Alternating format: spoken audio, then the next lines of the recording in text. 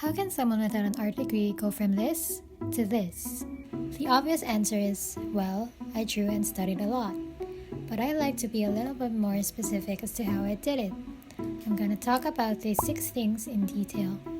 Drawing what I liked, drawing what I couldn't draw, and prioritizing a specific topic, copying from my favorite artists, applying what I learned to my next artwork, studying art fundamentals, and lastly, balancing style with art fundamentals.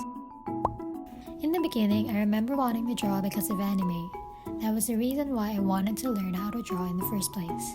You have to draw what you like because it's what keeps you going. If you like anime as well, you can do what I did, which is to draw random anime screenshots just for the sake of enjoying drawing and making a habit of it. It doesn't matter if you're quote-unquote only copying it, because you're not claiming it to be yours anyway. You're just using it as a method of growing your love for art. No matter how cheesy that sounds, you must draw what you like first in order to find what you want to learn, and to give your brain some free time to enjoy itself before you go into studying art seriously. What's important in this stage is making yourself used to the activity of sitting down and drawing itself, which will later on propel into a consistent habit. That's how it worked for me anyway. I learned to enjoy the act of drawing itself because I drew whatever I liked when I was starting out. Next, draw what you can, but choose one for now. I know I said you should draw what you want first, but that is in preparation for drawing and actually studying the things you can't or don't want to draw. But if you're a complete beginner and you don't know where to start because of how many things you need to improve, just choose one for now and stick to it for a while until you've improved at least a little bit. That way, the goal is smaller and easier to reach. And once you reach that small goal, you'll feel accomplished enough to be motivated to work towards your next goal. For example, I want to prioritize learning how to draw faces in different angles. Then I focus on that by looking up tutorials related to it. And then I practice it and mix a little fun by drawing my favorite characters' faces in different angles. It doesn't have to work immediately because that was the case for me. What matters is you should be actively trying to understand how it works. Like, oh, if I draw a line from here, it makes it easier for me to identify where the other half of the face starts. Your brain should be thinking of how to make things easier for yourself. Your goal is not to produce a perfect drawing, but rather to understand how the rules work. Once you keep at it, you're gonna come up with something else you want to learn. Maybe you'd want to learn how the torso looks like in different angles, or maybe you want to learn how to draw hair next. You'll get there one by one if you're consistent with your practice. But it's important to note that the hours of practice don't count if you're mindlessly drawing with the same lines you were using when you first started. For example, you've only been using very short lines or strokes. Maybe you need to practice taking light and long strokes, or do some exercises related to line confidence. Practice is definitely quality over quantity. The hours only count if you're constantly making your brain understand what you're actually doing. This is important even in the next thing I'm going to talk about, which is copying from various artists and being specific about it. By now, you probably already have your favorite artists. Try to look at their drawings and identify what you like about them. Is it the line art? Is it the coloring? Is it the brush strokes? Whatever it is, if you'd like to incorporate it into your own style, you should try doing studies. What I mean by studies is essentially copying their art, but be specific. For example, you just like their line art. You can just copy their line art and skip the color. It doesn't have to look perfect. You just have to do it with a goal in mind. For example, observe where the lines get thicker and where they get thinner. Take notes of the patterns you notice as you copy their art. This isn't necessarily bad as long as you don't go around claiming it as your own work. You're doing this for study purposes to make yourself understand their artistic decisions. You can even trace over them and do face analyses like Ethan Becker and a lot of other professional artists do. Say, for instance, you're trying to study how an artist used color in a specific illustration. Take note of how the colors move in the color wheel whenever they paint shadows. You should constantly be asking questions and analyzing whatever you're doing studies of. And your questions should be related to whatever element you're trying to study.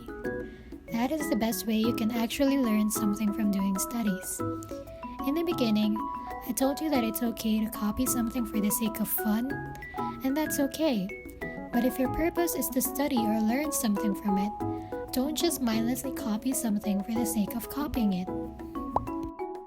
Now, you can't just do studies all the time.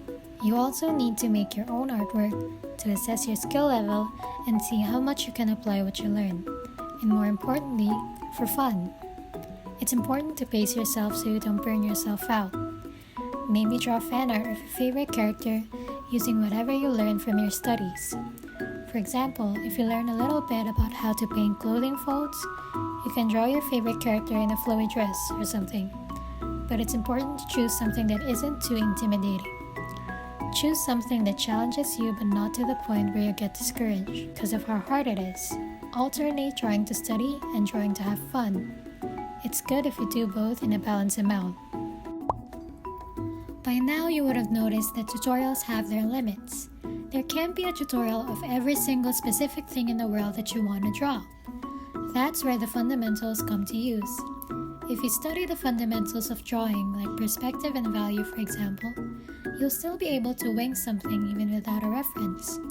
Of course, references make things easier when it comes to the details, but fundamentals are what makes those god artists draw like it's second nature to them.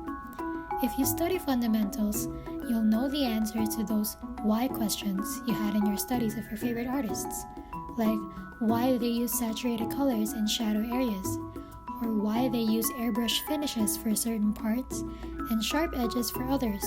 Knowing the how is important, but learning the why gives you a better understanding of how to use these techniques and even learn about the instances when you can tweak them a little bit without it looking unconvincing or weird.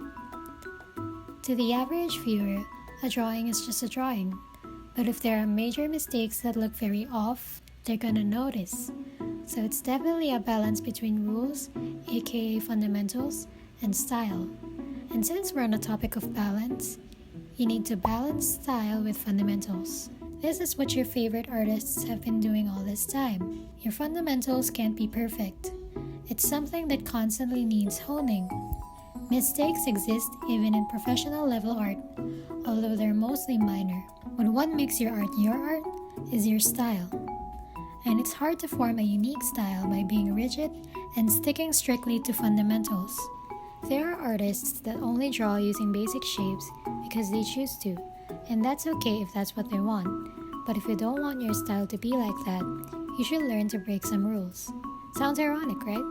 At first, you need to learn the rules, and now I'm telling you should break them. But as cliche as it sounds in the art community, I think it's helpful to you in the long run if you at least learn some rules before you break them.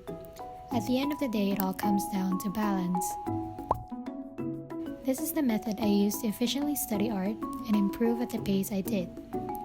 I apply these things to everything I wanted to learn, and I think this method also applies to a lot of other things outside of art.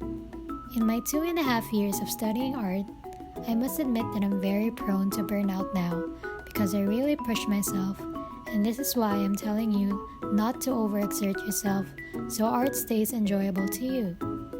Burnouts do happen a lot if you're a creator, and you get used to picking yourself up every time, but please remember to take care of yourself and your love for your craft. This is more like a mindset / self-care thing, but it is still very much a part of being an artist. If you want me to talk about that, or if there's anything else you want me to talk about, feel free to voice your thoughts in the comments. I love to hear what you think.